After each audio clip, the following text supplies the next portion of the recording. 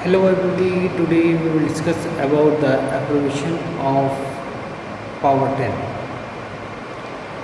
ये पावर 10 जो है ये ज़्यादा कंपटीशन में पूछा जाता है और उसके बारे में अलग अलग कंपटीशन में पूछा जाता है। जैसे मैंने बताया आपको, मैं यूपीएससी एग्ज़ाम में गया था तो उसमें 10^15 की एब्रेशन पूछा गया था। ऐसे ही नेट के एग्ज़ाम में एक बार पूछा गया था 10^15 की वैल्यू।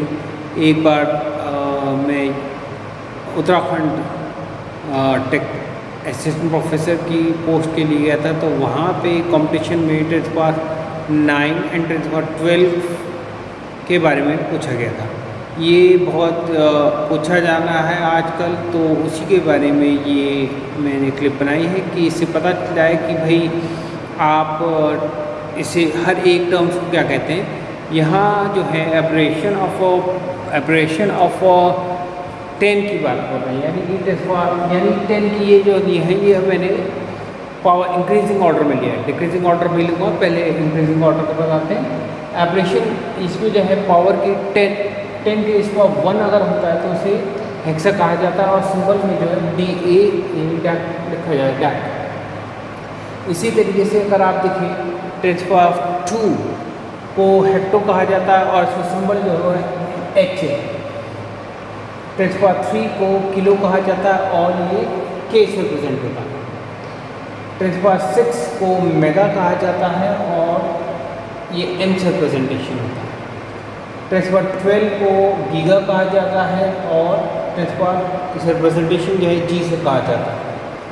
10^15 को टेरा कहा जाता है और उसे T से रिप्रेजेंट करते हैं। 10^15 को पेंटा कहा जाता है और इसे P से रिप्रेजेंट करते हैं। 10^18 को हेक्स कहा जाता है और ये E से रिप्रेजेंटेशन होता है।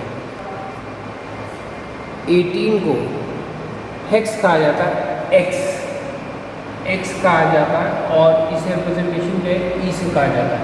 ये मैंने लिखा है मगर ये दिख नहीं रहा है, तो क्लिप में नहीं दिख रहा था तो मैंने इसलिए बता दिया।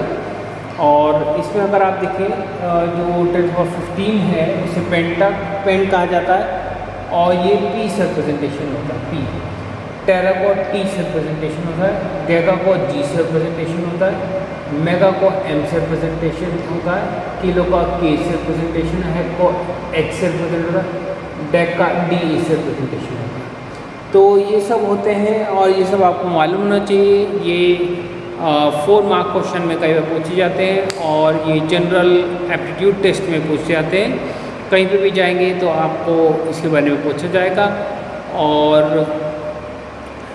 इसकी 10^-15 की मतलब हम 10^- ये तो इंक्रीजिंग ऑर्डर है, 10 इंक्रीजिंग ऑर्डर, और अगर डिक्रीजिंग ऑर्डर होगा तो उसे क्या लिखते हैं उसके बारे में मैं लिखता हूँ और फिर आपको समझाता हूँ। यहाँ आप देखेंगे कि एब्रेशन ऑफ पावर जो है अब 10 की मैं इंक्रीजिंग ऑर्डर में था, अब ये डिक्रीजिंग ऑर्डर में लिखा है। जैसे अगर आप देखें 10^-1 10^-1 जो है इसका मतलब हुआ कि 10^-1 मतलब होता है = 1/10 और 10^-2 का मतलब हुआ दैट मीन्स 1/100। तो ये पूछा जाता है, ये आपको मालूम होना चाहिए। और इसमें अगर आप देखें 10^-2 को सेंटी बोला जाता है और C से रिप्रेजेंट होता है। 10^-1 को डेसी बोला जाता है, D से रिप्रेजेंटेशन होता है।